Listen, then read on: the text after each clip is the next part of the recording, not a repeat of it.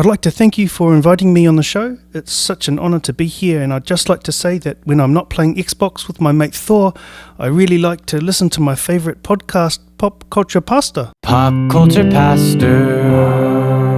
So, Cody, I had to literally dig into my car to get here this morning. No, I didn't. We got a lot of snow, but for us... It was weird because there were parts on my sidewalk that quite literally there was no snow, and then like 6 feet later there was over a foot. So I don't get it. Yeah, well, it's because it was windy. When the snow comes down like that, and it was powdery, it was very powdery. Yeah, it was so powdery that when I went out to warm up my car this morning, I was expecting to have to clean it off, but I shut my door hard, and all the snow just slid off my car. That's how powdery the snow was. Pure powder. Yes, it was pure stuff, as the guy from Better Off Dead would say. Yes. Remember Booger was in that movie. He was Booger in Revenge of the Nerds, but he was also in Better Off Dead, and the purity of the snow is a big deal to him. It was funny. That gets me thinking, though, because Better Off Dead would have been a movie that was, if we had a snow day when I was a kid, that movie's in the rotation of, this is a movie I'm watching on a snow day.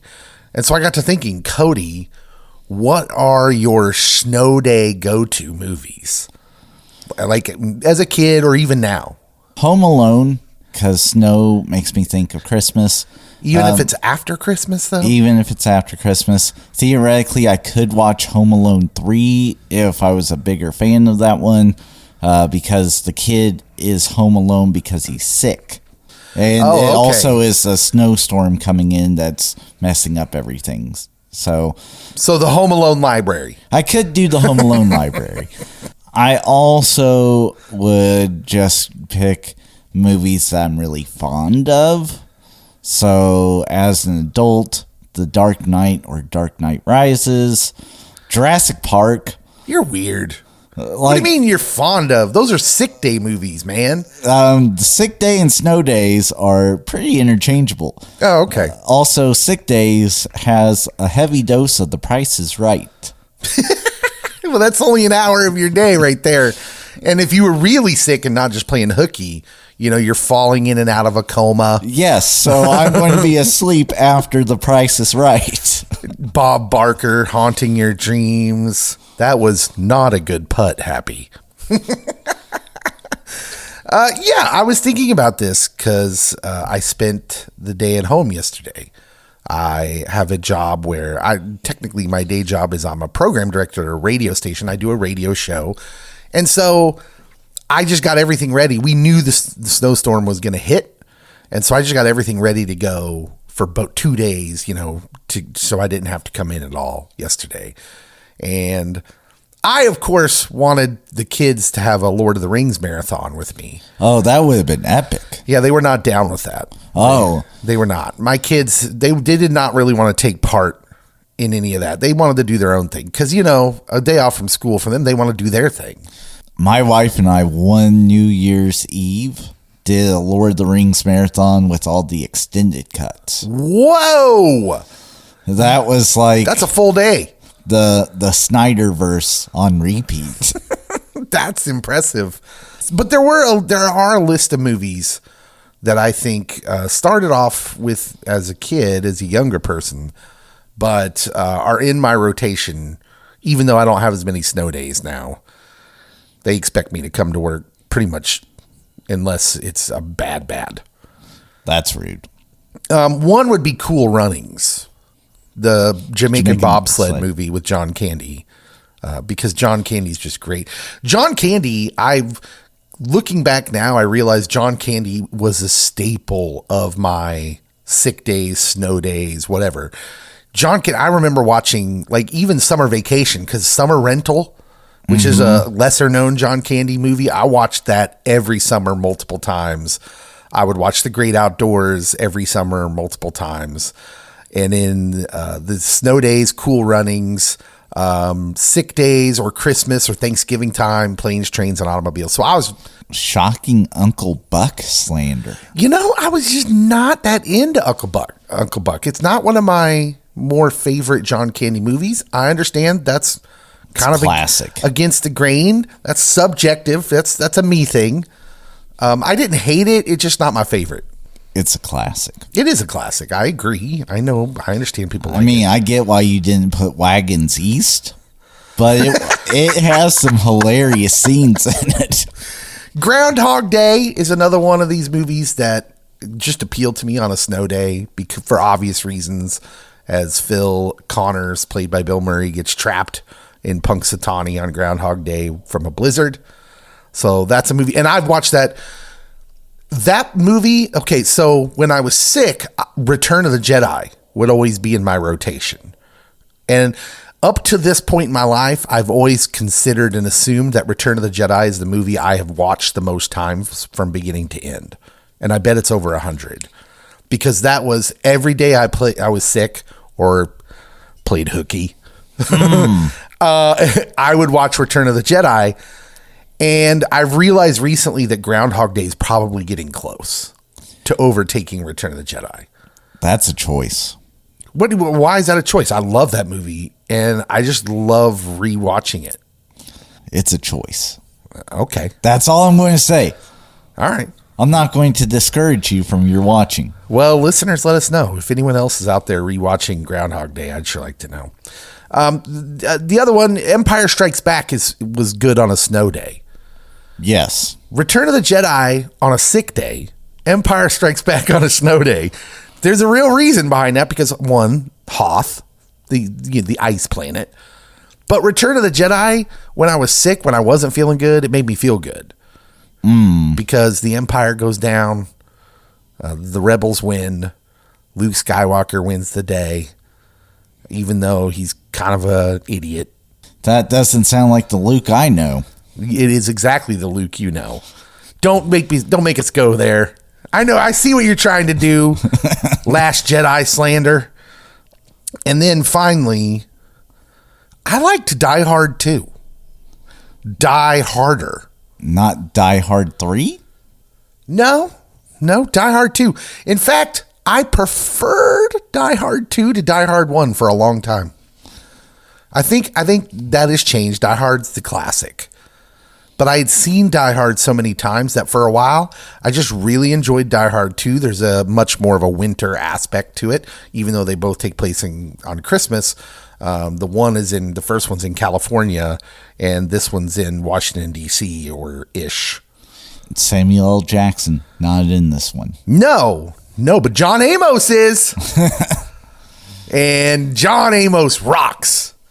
Now, this movie was great. I don't understand why Die Hard 2 doesn't hold the same place as Die Hard 1, because I think Die Hard 2 in many ways is maybe a little bit superior. Just saying. Hot take, Dave. You got some Dennis Franz. You got William Sadler as just a very cool bad guy. You got the Congress guy, Fred Thompson, who's the airport boss. Stack 'em, pack 'em, and rack 'em, boys. And nobody's delivering that line like Fred Thompson. And then, of course, the aforementioned John Amos. And then there's this whole snow scene with snowmobiles. Anyways, you had to have been there. I was there, but yes. Yeah. So, yeah, I was just interested in that because, as it turns out, we didn't really watch any movies as a family yesterday because my kids were like playing video games. They want me to watch season 1 of Percy Jackson. And I was like, oh, tomorrow. I keep I know I'm going to eventually watch it with them because my girls want so badly for me to watch Percy Jackson with them. And I'm just... It's kind of an interesting story. I haven't watched this series, but yeah, I know enough about the books. I know. I loved Greek mythology as a kid. I get a little mythologied out because we do so much. There's so many stories that we've kind of taken from Greek mythology that I get kind of mythologied out, especially when I look at something and think it's probably for kids. like in Greek mythology, if I'm being honest. Mostly not for kids. Not for the youths. So I don't want like this watered down, I did watch a movie yesterday on my snow day, Dreamcatcher, which is a movie that I had bought twice in my life. But it was from the $5 bin at Walmart back in the day. And every time it would get to a certain scene, it would shut down the whole DVD player. So I never got to see the end of the movie, like the last half. You kept buying defective copies of Yes. And I'm Dreamcatcher? like, I don't know if this movie's that good or not. So it could have been called Morgan Freeman's Eyebrows. Dreamcatcher, a 2003 film. Well, here, let me just give you the blurb because I don't know what this is exactly. The cast has Donnie Wahlberg, Thomas Jane, nice, Morgan Freeman, okay, Timothy Oliphant. Yep. There's a ton of Jason Lee. All right, here's the blurb. Dreamcatcher tells of 4 young friends who perform a heroic act and are changed forever by the uncanny powers they gain in return. Years later, the friends, now men, are on a hunting trip in the Maine woods when they're overtaken by a blizzard in which something much more ominous moves. Challenged to stop an alien a what? Yep. The friends must first prevent the slaughter of innocent civilians by a military vigilante, then overcome a threat to the bond between them. Tom Sizemore is also in it. That's nuts. That's nutty. That summary is nutty. Lawrence Kasdan directed this? Oh my goodness, legend. He directed Empire Strikes Back, right? If you say so. Yeah. Yeah. Oh no. Irving Kershner directed Empire Strikes Back. I don't know why I thought it was. Lawrence Kasdan's pretty legendary, if I remember right. Silverado, Wyatt Earp, The Big Chill. Oh yeah. Mm-hmm. Yeah, people like The Big Chill, right? Maybe not as big as I thought he was. Anyways, Dreamcatcher. Never heard of it. Stephen King. Oh, Maine. Well, that makes sense. And they're originally from the same place that It takes place in. Derry? Mm-hmm. Okay. And so Thomas Jane's the big star on this, or is the main actor. He does most of it. They put Morgan Freeman top billing. He's in it for like all of 10 minutes. Timothy Oliphant criminally underused in this, but he does get his moments. And then little Damian Lewis right at the beginning of his I got huge for 5 years phase. Yes. Because he was in the Showtime terrorist show. What was that? With the girl from My So-Called Life, Claire Danes. What was the name of that show? I can't even remember now. I watched that show. Well, you watched it. I did not have Showtime back then. What was that? Homeland. It was Homeland. Yes. That was actually a good show for a few seasons. Then it gets old pretty quick. Yeah, no, it was a decent movie. I think that it's one that might have been better if it was a mini series and could have had maybe an extra 40 minutes to an hour and a half to flesh some things out. It's kind of rushed. Yeah, but we're all about redoing Stephen King stuff now. Why not? We need to redo it. Someone make it into a series. Yeah. I'm intrigued. These dudes just have superpowers? Because of Donnie. Donnie Drama? Yep. Donnie Drama gives them superpowers when they're kids. How does he do that? Is that spoil anything? It would be a huge spoiler. Okay. I mean, the movie's only been out 22 years, but I don't know the statute of limitations on spoiling. We won't spoil it today. We're here for a completely different reason. We had a fun little conversation about snow days that led to this, but now it is time to review Captain America, Brave New World Order World. Brave. Yeah. NWO. That movie. We saw it. We'll talk about it coming up next.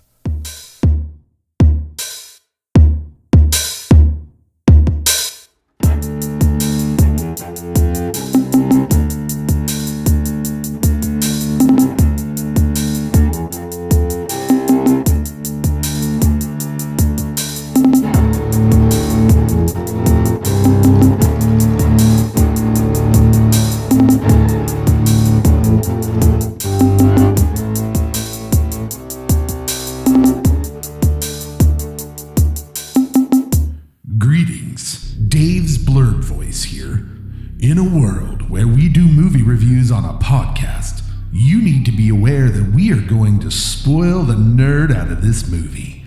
We know that spoilers aren't everyone's cup of tea, so if that's you, go ahead and hit pause, see the movie, and then come back and listen to this thrilling podcast later. The Pop Culture Podcast Movie Review starts now. All right, we are back. We saw Captain America, Brave New World, and we're here to review it. No guests today, just me and Cody. So we're going to be especially focused. Maybe. We are going to be so focused. Look, a butterfly. Squirrel! Not in this weather, buddy. Yeah, I've just downed an energy drink. We had to come here to the studio this morning in all kinds of snow. So yeah, maybe we won't be so focused. I don't know. We'll see how it goes. Let's just get into this. Captain America, Brave New World.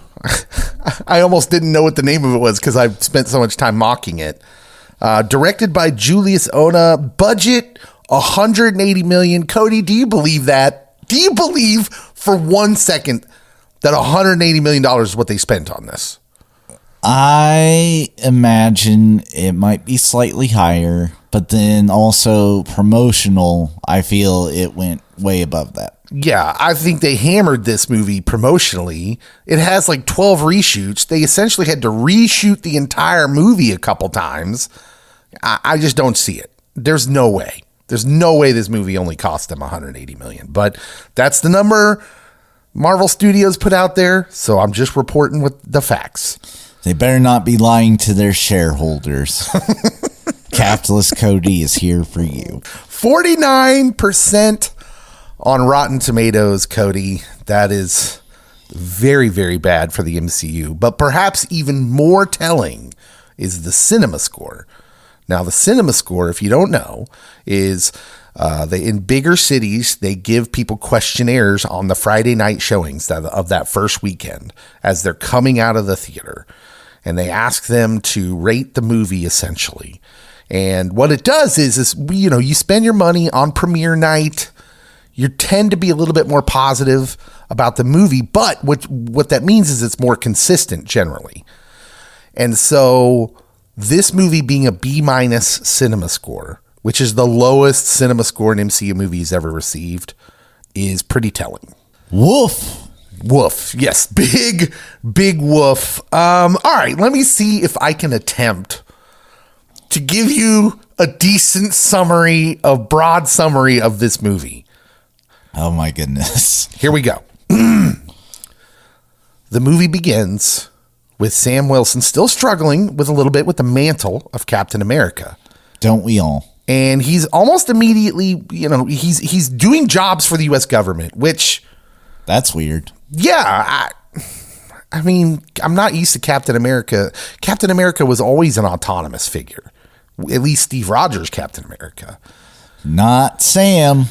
But Sam, who has a complicated relationship with the mantle anyways, and therefore a complicated relationship with the government anyways, and a complicated relationship with the new president... is somehow doing work for we're just going to chalk it up to his military background. Yes. But he's not active military. So I'm confused. He's a counselor. Anyways, let's just sashay on past that and say he's doing jobs. The president wants him to work with him a little bit more. And as it comes out, he wants him to start up the Avengers again. I don't know if we need the Avengers again. The world needs the Avengers, Cody. And more importantly, Disney needs the Avengers.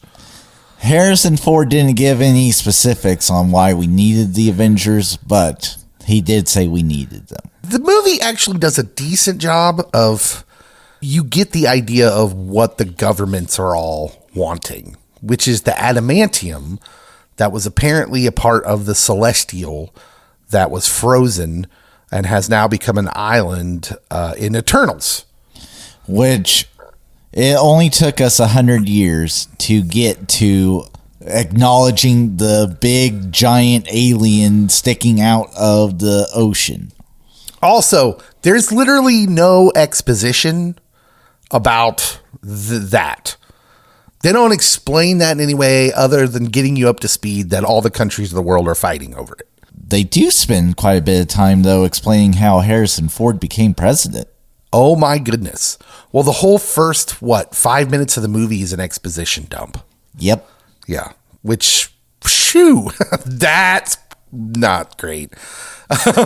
Anyways, Captain America is doing work with the U.S. military. He goes on a job to retrieve a piece, what we find out later to be a piece of adamantium that has been stolen, and by Serpent.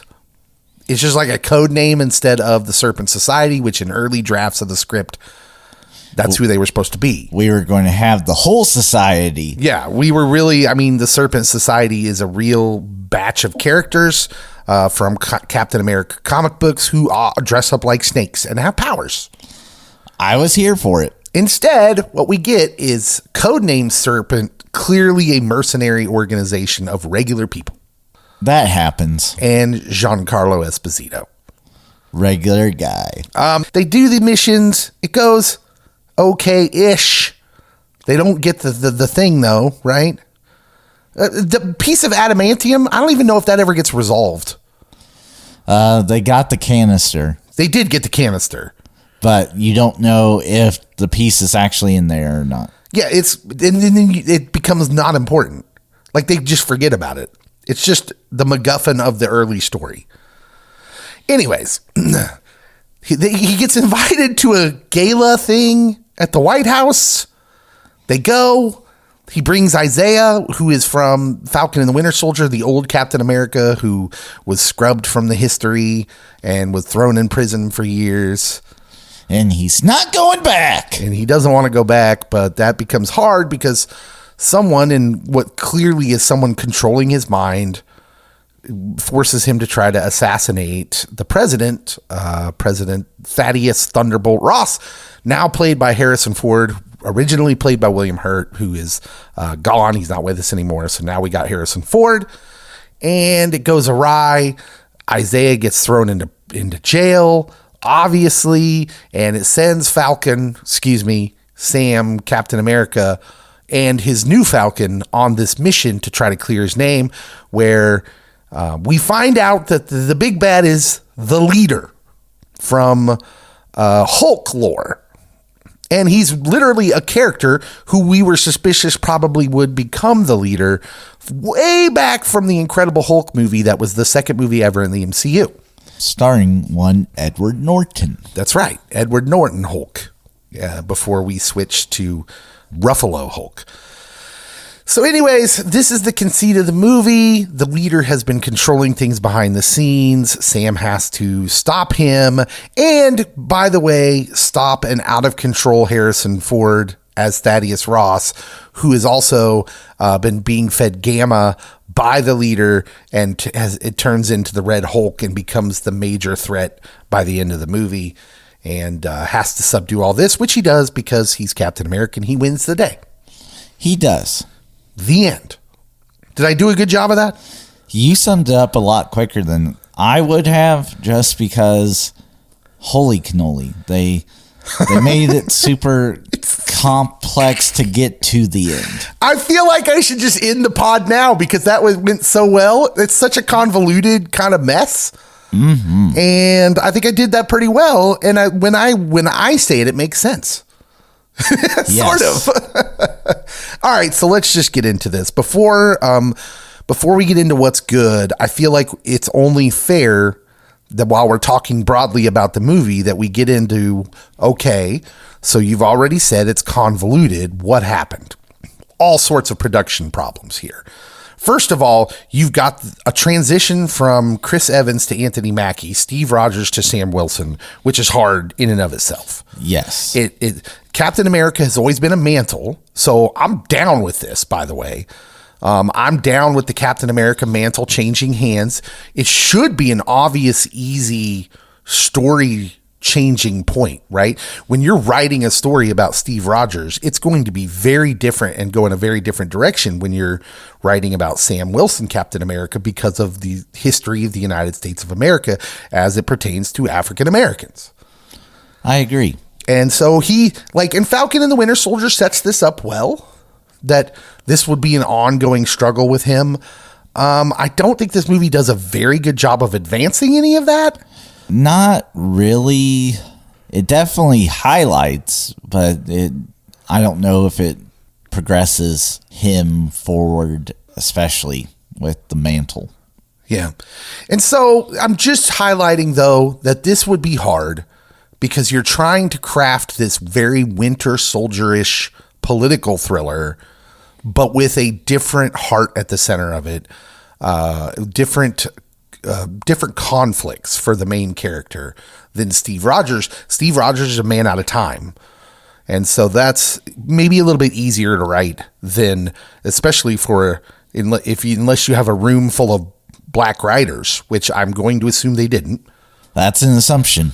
It is an assumption. I assume there were some present because you would think you would kind of need that in order to write this portion of it.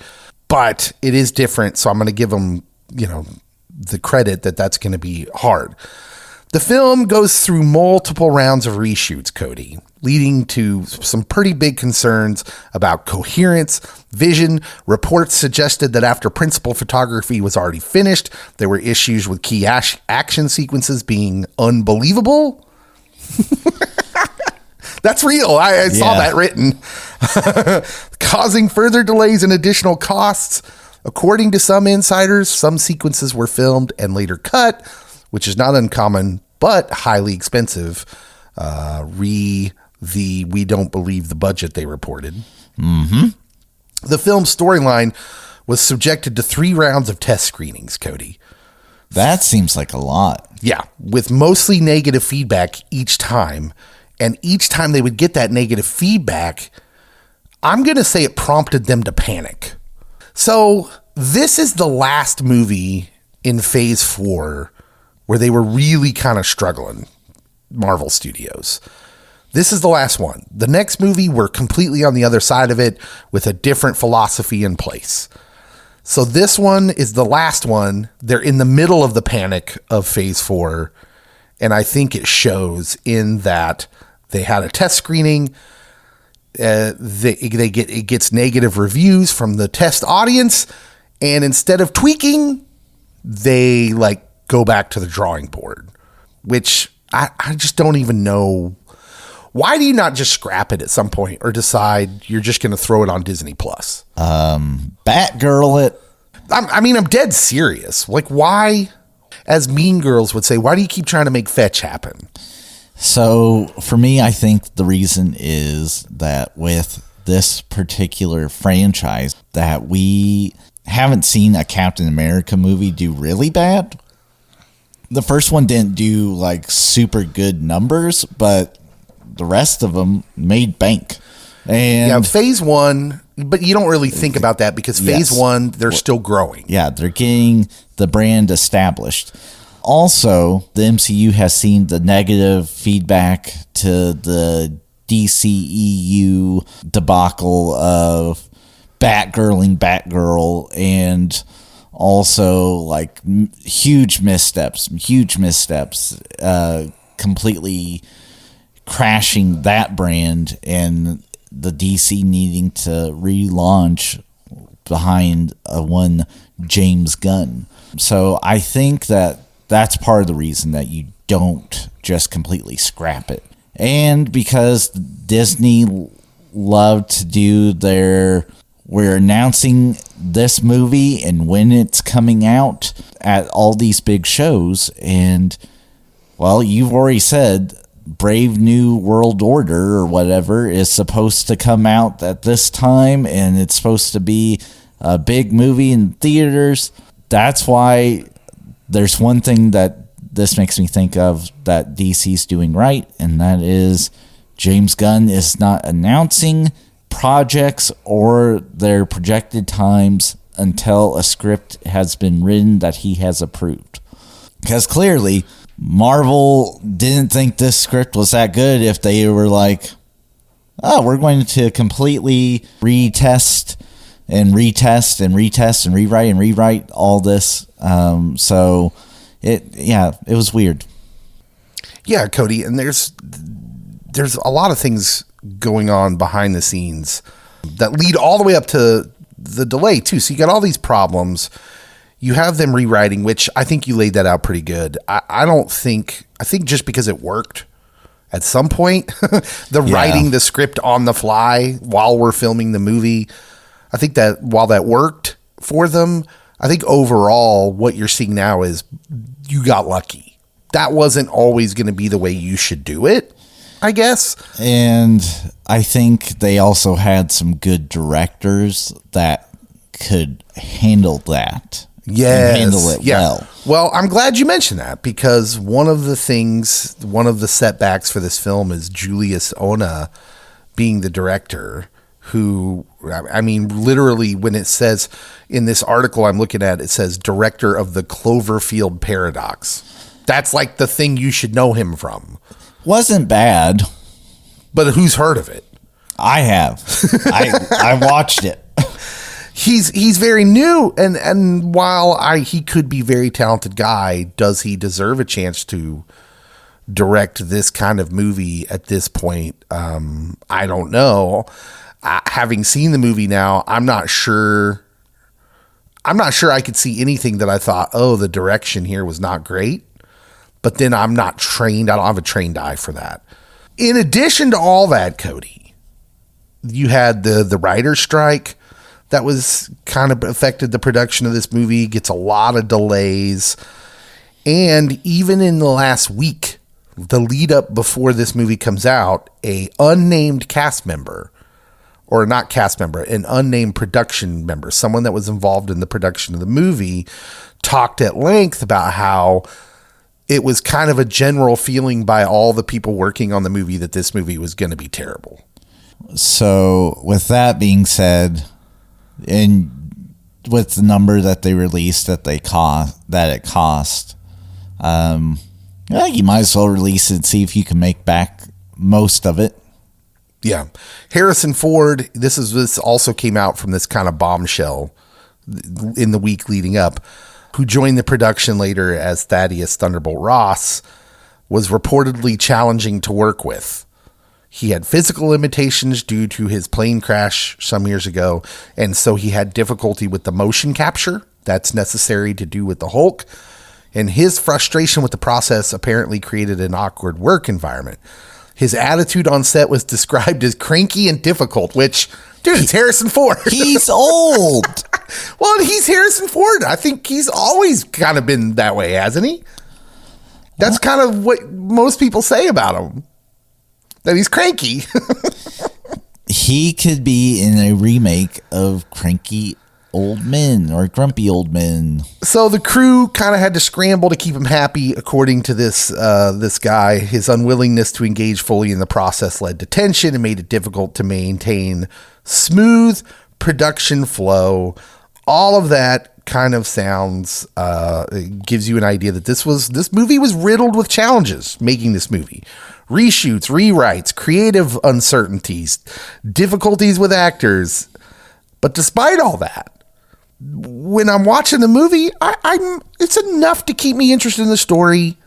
I'm thinking, okay, I think what I'm probably going to end up saying is, all things considered, this is about as good as you could hope it to be. It was better than I expected. Yes. That's how it works. Now, how good is that? Well, let's get to that. Cody, what's good about this movie? So I will say any scene with Isaiah. Yeah. I thought the Isaiah story was actually quite engaging. That like, I've been out of the spotlight. I've been locked away in prison. And played by Carl Lumley. That like, I'm about to get my big to-do being a guest at the White House. Life's great. And then the fascists mess him over again. The tension of race in this movie is when the movie is good.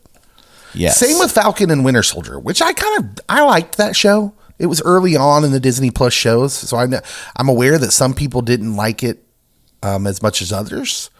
But I kind of enjoyed that show, and I kind of wish this movie would have leaned more into that. Yeah. I kind of jokingly said, Anthony Mackie had that interview, kerfuffle, where he talked about how Captain America America wasn't something it represented or something like that. I couldn't remember exactly what he said, but he didn't feel like his Captain America was all about America or something to that effect, which to me makes sense since he's African American, but it caused this huge kerfuffle because I don't think people quite understood what he was trying to say. Yeah. But honestly, I think they should have leaned more into that sort of feeling in the movie. Yeah. That there would be tension in Sam Wilson's heart about taking the mantle of Captain America. And Falcon and the Winter Soldier, I don't think leaned into it enough. And this movie seems to stray even a little bit farther from it, even though what you just said, the Isaiah being mind controlled and having to go to prison is a central part of the story. And yet we don't really get into that at all. And the actor who plays Isaiah did a great job with his delivery, especially in those more vulnerable moments like, oh, how did I end up here in the park? And don't come back. Well, and that scene was really reminiscent of, it reminded me of Denzel's scene in The Hurricane. If you remember the movie that he made about Reuben the Hurricane Carter being wrongfully imprisoned, and he tells the young people who are fighting for him legally, like, just give up on me. Don't do this. You're wasting your life. They're never going to let me out. And it's a very emotional scene. And I thought Carl Lumley killed this. Yes. I thought it was great. So yeah, that's worth bringing up. What else is good? The character of Joaquin Torres. Yeah. He's funny and I liked it. And he also has that young, cocky, arrogant vibe. Like, I know what I'm doing. And then it's like, oh, I really don't know what I'm doing. Yeah. Their chemistry was good, wasn't it? Sam and Anthony Mackie and Danny Ramirez. And I enjoyed the action sequences and the scenes with them two together. It reminded me of Sam and Steve Rogers, how their kind of chemistry together. It's different, but it's still, it was worthwhile. So I would encapsulate those 2 points with whenever the Trinity is on screen together or working towards a story that involves all three of them, with Sam being the third and final piece, like, all that works great. Yeah. Sam, Joaquin, and Isaiah. Yeah, and so we get like training moments with them where Isaiah's clearly been helping Sam train.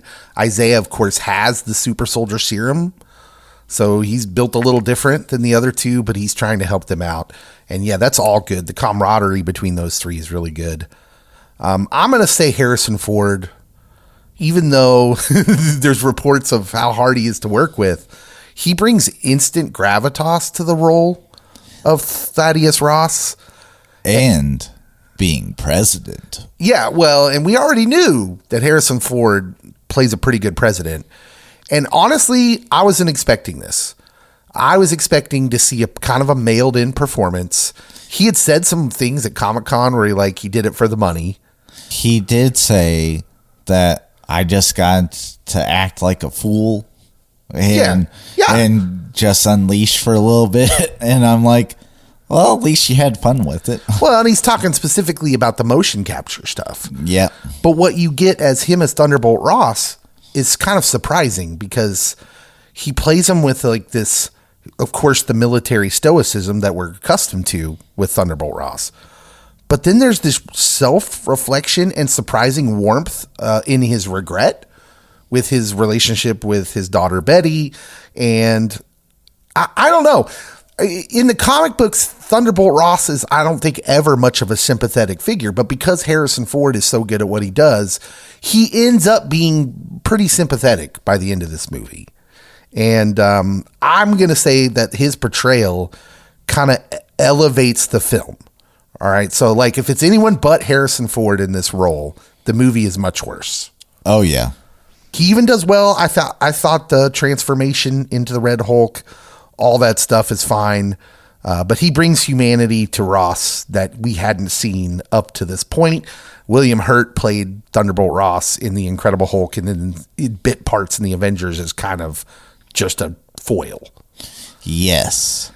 And so, yeah, I thought that was good. Do you have anything else good? Because I have a couple other things. That line about your new look, that made me laugh. Whose new look?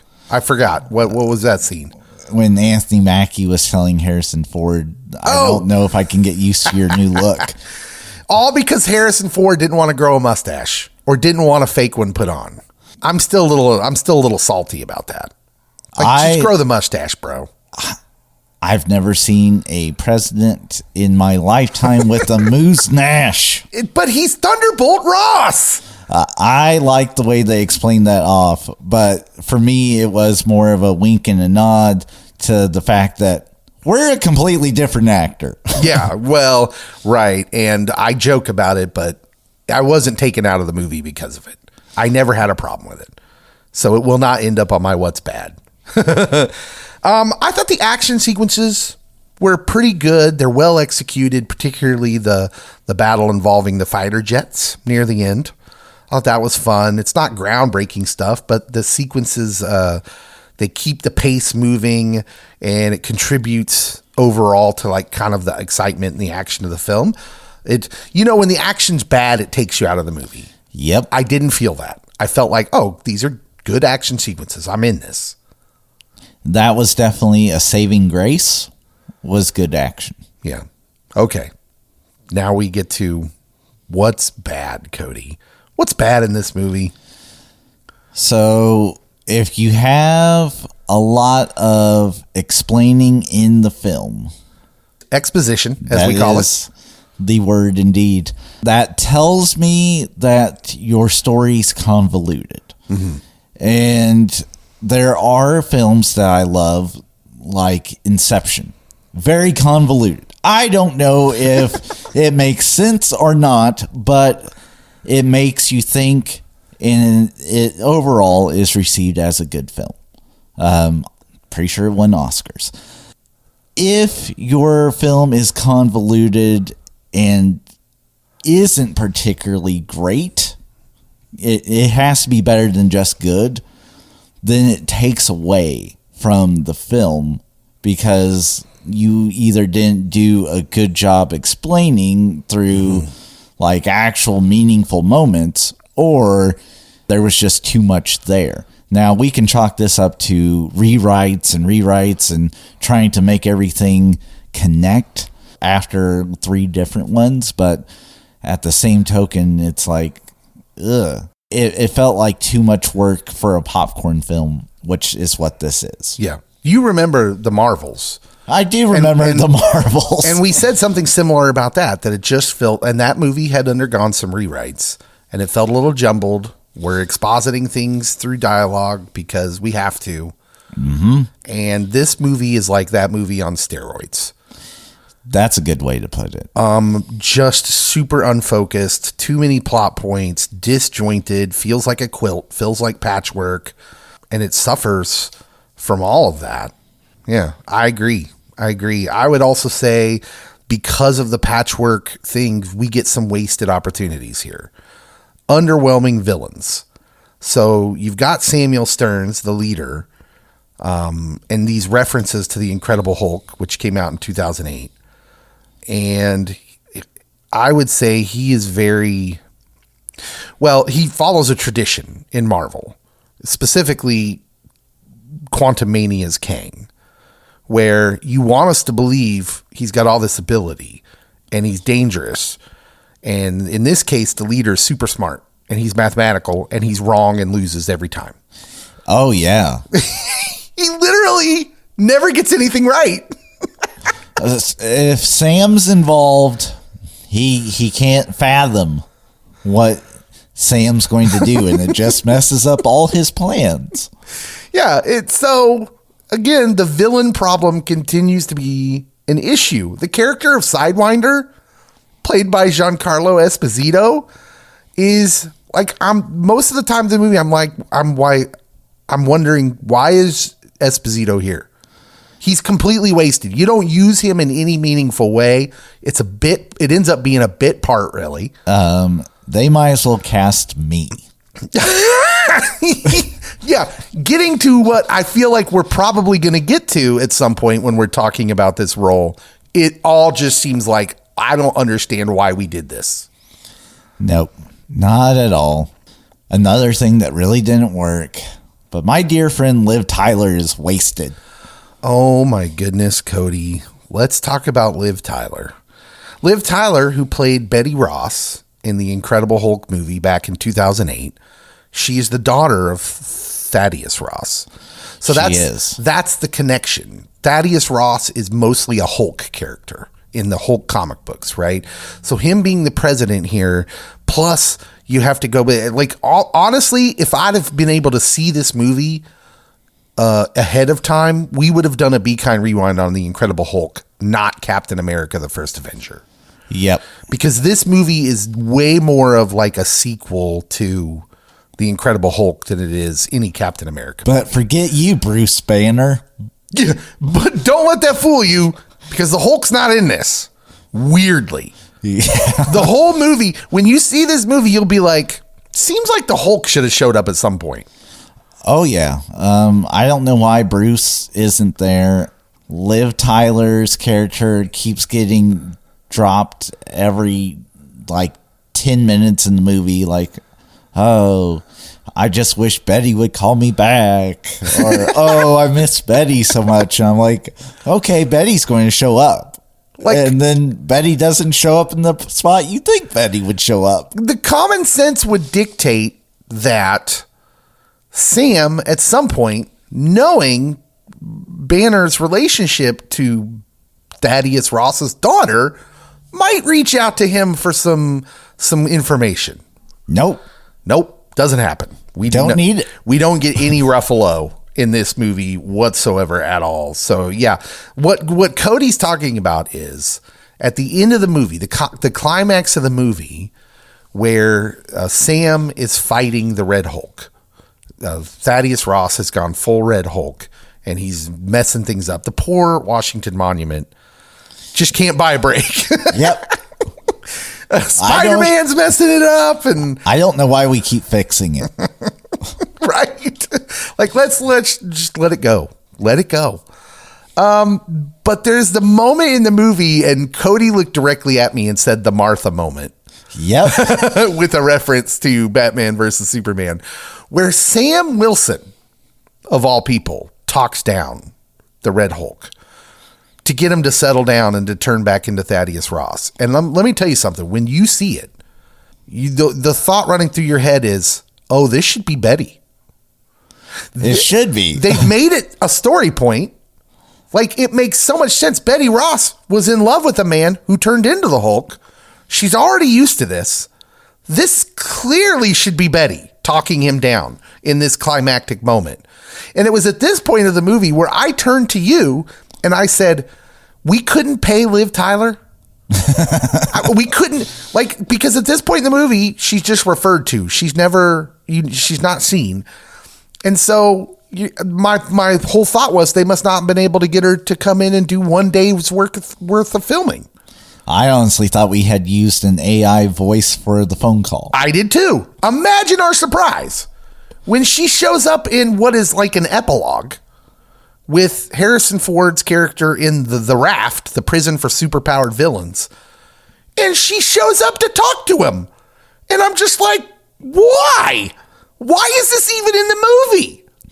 I will say, for what holds up or what is good, Liv Tyler still has that look like she can cry at a moment's notice. Oh, she's on the verge of tears every time I see her, whether it's Lord of the Rings, Armageddon, or this movie. I was so annoyed, Cody. I was so annoyed that she shows up well after the part where she should have showed up. I'm not even a writer, and I know that doesn't make sense. That is not satisfying in any way. In my heart of hearts, it just solidified the choice that Batman versus Superman made. And I'm like, this seems realistic. Yeah. This film, obviously, since the story is all jumbled, it misses lots of opportunities for deeper stuff. While the film briefly touches on race and legacy and identity, they're only briefly explored. You could have made the movie on any one of those and made it more about that. And it just never lands on anything deeper. There's a potential when you're telling this story in particular of a more profound cultural reflection. And it just never gets there. And I'm just like, okay. Like, all of those things are present in brief moments, but the story, I would say, avoids it completely. And I think that's Disney's problem as a whole in a lot of their stuff, not just Marvel. And when you have so many micro stories going on, and you want them to be huge relevant things, such as with the leader, like, you're going to miss out on actually telling anything meaningful or in depth.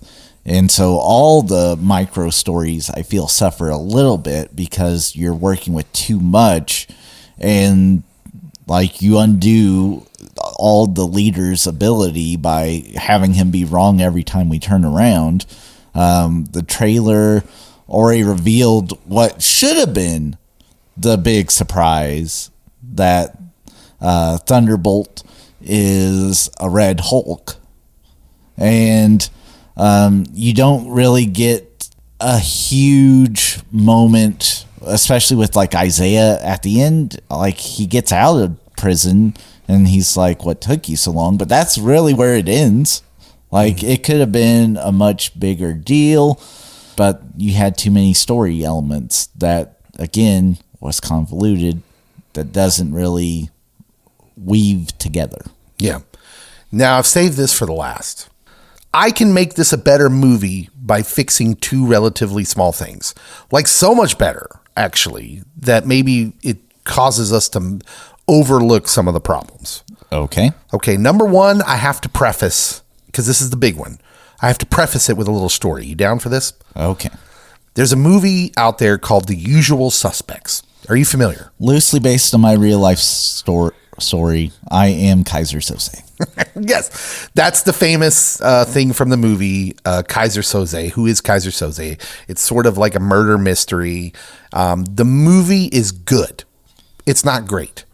The movie's good, not great, until the reveal at the end of the movie that Kevin Spacey's character, who'd kind of been a bumbling, kind of goofy kind of guy, but smart, was actually this mythical criminal underlord named Kaiser Soze.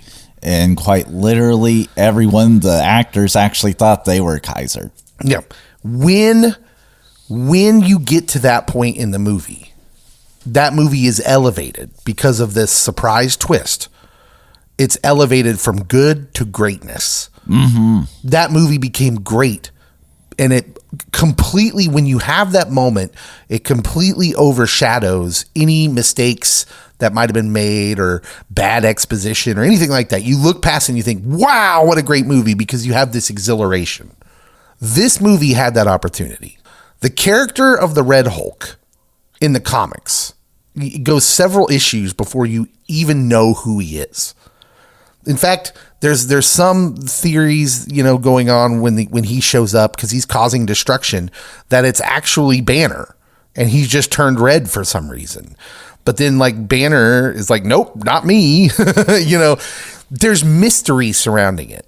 Now, obviously, we've known the Red Hulk was in this movie for a long time because they centered their marketing around it, which, when you watch the movie, is odd because he doesn't show up till the end. Yep. He's not actually in that much of the movie. And I'm going to tell you, I think they did that because they panicked. The movie was testing bad.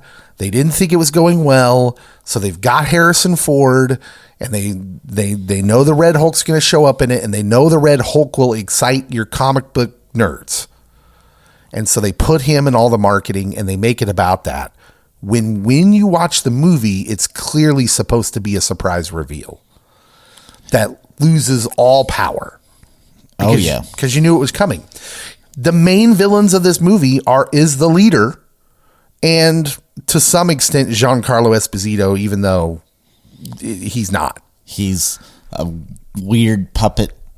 Yeah, it's mainly the leader, and if you'd have done your marketing making the leader the bad guy from the beginning and knowing that that's where this was going, first of all, you would have been telling the audience, go back and rewatch The Incredible Hulk, because that'll do you a favor. Yes. Which you don't get that part of it. So many people are going to go into this movie and not have those connections. But think about how different this movie would have been if you see the president struggling, Ross struggling with these health issues. He's taking these mysterious pills. And then at the moment Sam Wilson is finding out what the leader has done, he's turning into the Red Hulk behind the podium, and he reaches up and boom, there's the Red Hulk. And everybody in the theater would have gone, what the? Exactly. And it would have been this major, amazing, classic what the moment that really you would have been able to brush some of the weaker parts of the movie under the rug, and people would have remembered the reveal. And so that's part one. If they would have done that, this movie would have been received so much better. The other one we've already talked about. Betty needs to be the one to talk the Red Hulk down.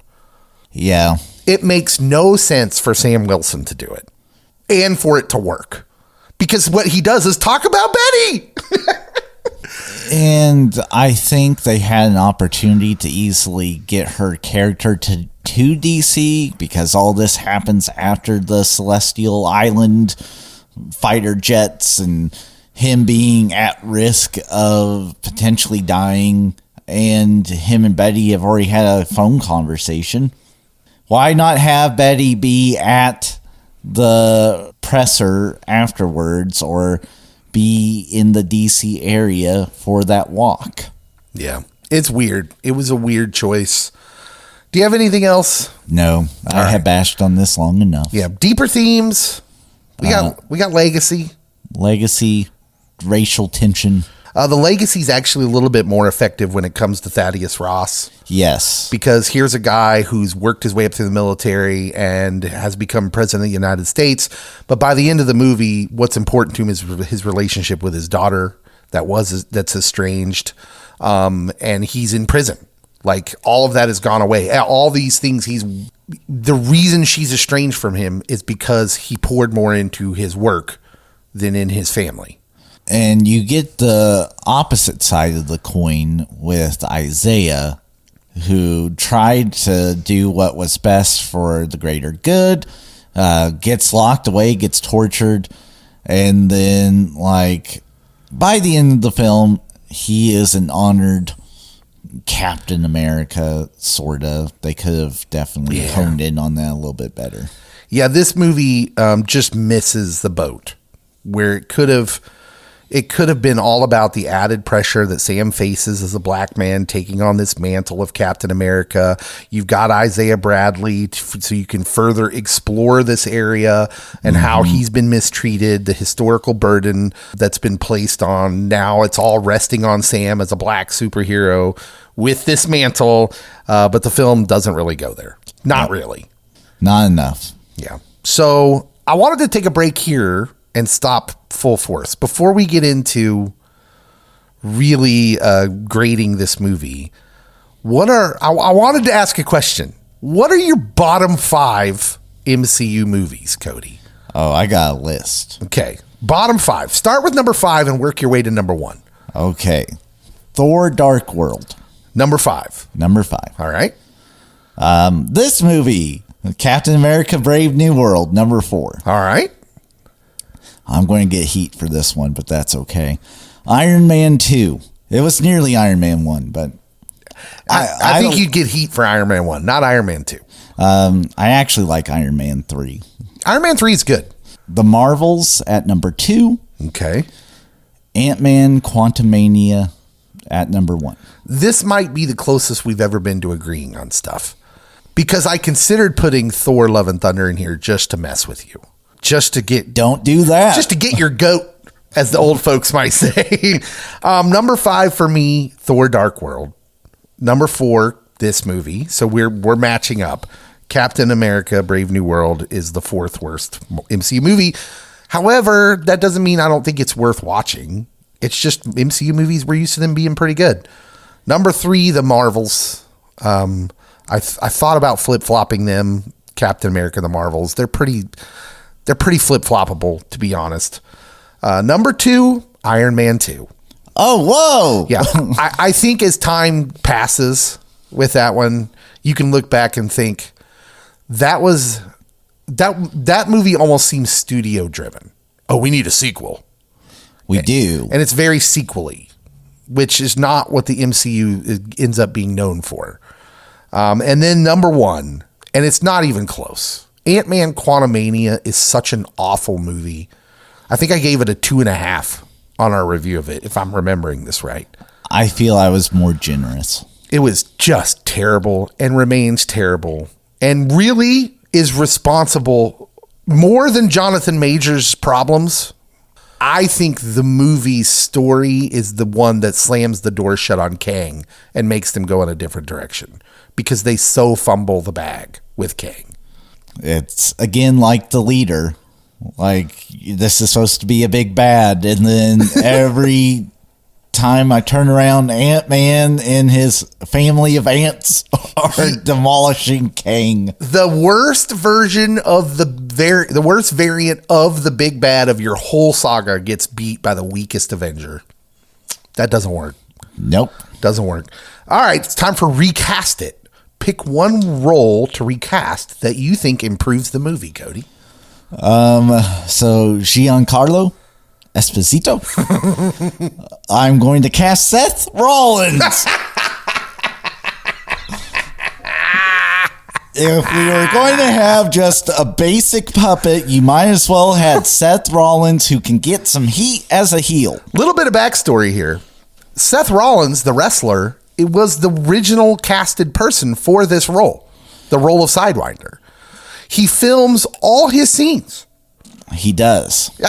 He completes his part of the movie. And then at some point, they decided, and the director spoke on this like a week before the movie came out, because I don't think up until that point anyone knew what Seth Rollins' part was. But it turns out it was for the role Giancarlo Esposito's brought in for. So they bring in Giancarlo Esposito because he's a big name, and then they totally don't use him.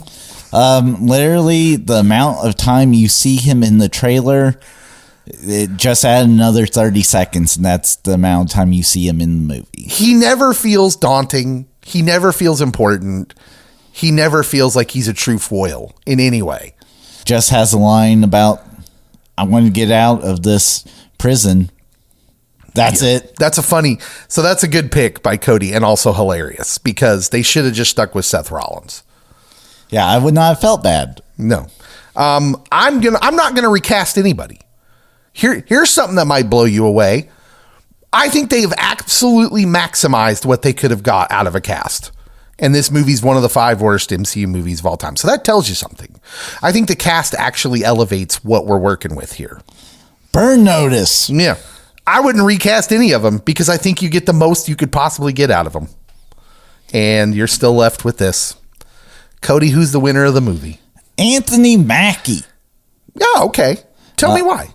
This is like his first big lead role in movies. This is his movie. And he talked about how meaningful and important that was to him. That he has a big movie and that the people that he works with, they're taken care of during this big movie. All right. And also, I think he does a good job with what he's given. Yeah. I'm going to go with Edward Norton. Yeah! Somewhere, Edward Norton is cackling. Because he's like, this is a true sequel to his movie, his Incredible Hulk movie. And somewhere, he's cackling and saying, I told you guys all along that I was a better writer and knew what was best for the story than these guys. I don't know why anyone would really argue with Edward Norton. I don't know either. Apparently, he's also judging by some things people say. Maybe Very not difficult to work with. Maybe not the easiest dude to work with, but like he has standards. He's been in some classics and like big time box office hits and some cult classics. So yeah, it's going to lead directly to my loser of the movie, but give us your loser of the movie first. Anthony Mackie. Oh, poor Anthony Mackie. Anthony Mackie. This is tragic. This is Shakespearean. His big lead role breakout movie, especially within the MCU, just happens to be one of the bottom 5 of all time. And it's not his fault. Yeah. Not at all. So this is actually interesting because the talking point with the Disney stuff is like this kind of stuff is political. So Disney will say, well, the Marvels, because you have Kamala and you have Monica and then Carol, who's a white actress, obviously, but she's very outspoken about political things. So Disney would say, oh, you're review bombing all our chances to tell these minority stories. Here's the problem. I put the blame on Disney themselves. My whole thing is you're not telling minority stories. It's tokenism at best. You're not really telling the story.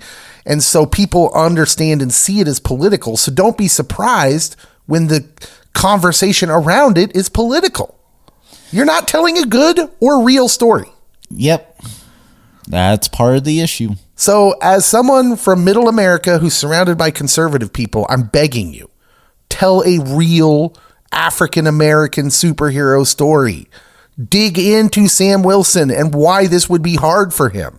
Dig into Isaiah and the treatment of him. Like, don't just use them as shallow story points. Yeah, there's a version of this movie that we get a lot deeper with those two characters in particular.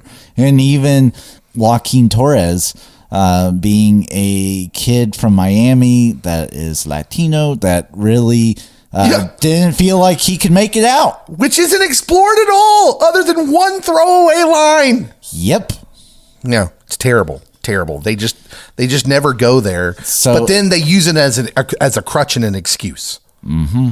For me, Anthony Mackie, winner and loser. Yeah, I feel terrible for Anthony Mackie. I feel so bad for him because I think this was something he's been wanting to get to the whole time in the MCU, his involvement, that one day he would be Captain America. And I feel Disney just doesn't have the courage to actually tell the story. Nope. So my loser of the movie will be Kevin Feige.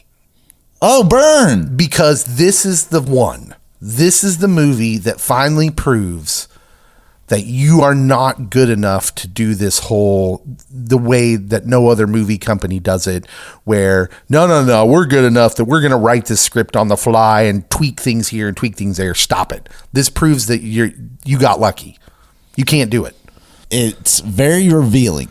It's super revealing. That, especially in light of this movie, in the past handful, but also a guy that came from your studio that helped with the Infinity Saga has said none of these movies are going to get a production release date or even start being made until I have a good finalized script. That is super revealing, that a dude who is kind of instrumental in the forming of your universe is doing something in a completely different way and has been pretty outspoken about it. He's been on the record multiple times. So I think the loser of the movie is Kevin Feige. Now, by all accounts, Thunderbolts and Fantastic Four have not followed this same path. They kind of figured some things out, but I'm going to tell you something that worries me, Cody. Because they had to pivot off of Kang, because they made their big announcement with Robert Downey Jr. coming back as Dr. Doom, can I tell you that Avengers Doomsday is filming right now? They started filming. That seems awfully fast. Dr. Doom has not appeared in any project, and you're already filming this movie. Unless he's in Fantastic Four. I feel like even then, it's an afterthought, and you're rushing. You're doing the same things. I'm so worried they're doing the same thing that got them into the trouble. Oh, we'll see. We will see. We will see. Cody, how many serpents out of 10? How many adamantium clusters out of 10 are you giving this movie? I'll go 6.5. Wow. I'm feeling generous today. Like, it's far from a great movie. And if I was more negative, I think my bottom would be 5. But yeah, I'm remembering some good moments from it. And so if there's at least an overall, like, it wasn't completely bad, then I have to give it a passing. So 6.5. I think I gave Thor Love and Thunder a 4, if I'm remembering right. That sounds about right. I was very upset at that movie because of the cavalierness of handling the original material that Taika had. I think over time, I would admit that movie, it's not like he's not telling a decent story. So I would probably elevate that up to a 6 range now. But this movie's a 5.5 for me. 5.5. It's very mid, but I will also say not as bad as I thought it would be. And it's really elevated by the actors themselves. Yes. I think they're all pretty good in this movie. And again, if you stayed true to the source material, we probably would not have known who the Red Hulk was going into this. Or we might have actually had a little bit more setup in other movies about a Red Hulk. Honestly, the fact that you can look at this movie and say what really makes it have problems are production and marketing decisions. That's it. Mm-hmm. Like, I think there's a good story here, and I think you could have told it, and I think you had the actors to do it. It just doesn't quite hit, but it's not terrible. Bring back Seth Rollins. What did you guys think about Captain America: Brave New World? Do you want to see more Sam Wilson as Captain America? I would sure like to see him get a real chance at it. It'd be nice. Tell us what you think of the social media posts for this pod, and subscribe, all that stuff. Share our posts. Tell people why you love the podcast on your news feeds, and we'll see you next time. Pop culture faster.